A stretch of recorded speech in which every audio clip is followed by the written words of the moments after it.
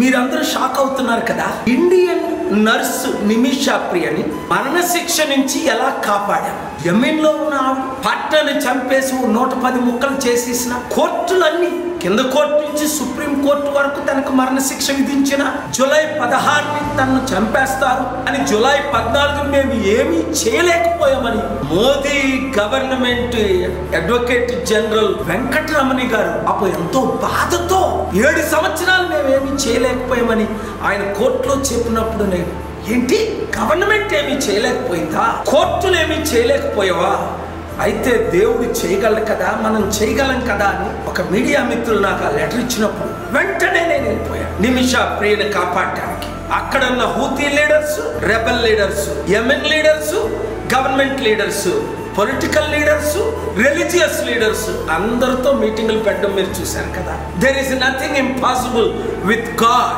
All things are possible.